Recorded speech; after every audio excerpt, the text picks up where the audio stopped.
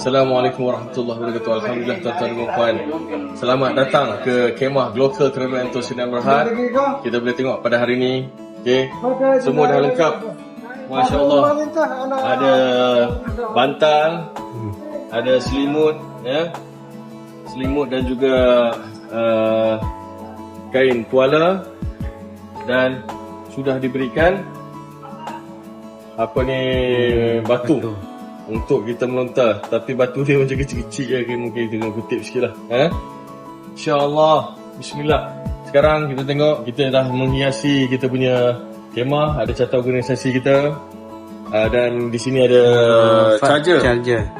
charger untuk mana-mana handphone.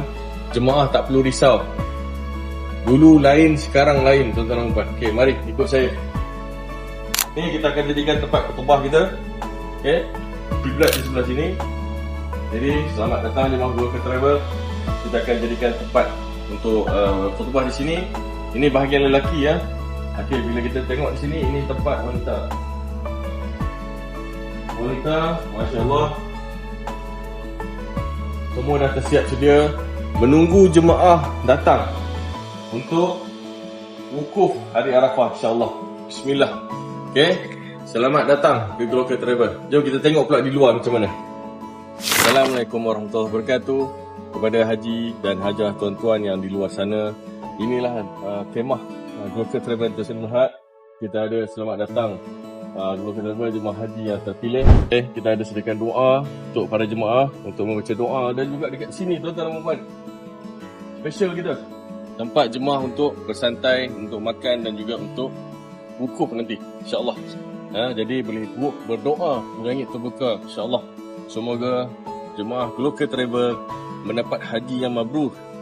Semua hajat ditunaikan oleh Allah SWT.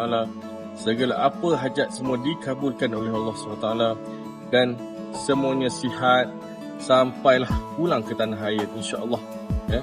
Semoga jemaah Global Travel mendapat haji yang mabrur. Semua hajat yang dikabulkan oleh Allah SWT, diterima oleh Allah SWT, dan segala dosa semua diangkat oleh Allah SWT, insya-Allah. Jadi di sinilah tempat kita akan menghukum nanti, insya-Allah. Jemaah haji Global Travel Entertainment Berhad mendapat haji yang mabrur, insya-Allah. Jadi di sinilah tempat kita akan berhukum nanti. Semoga kita berjumpa lagi di Mina, insya-Allah. Assalamualaikum.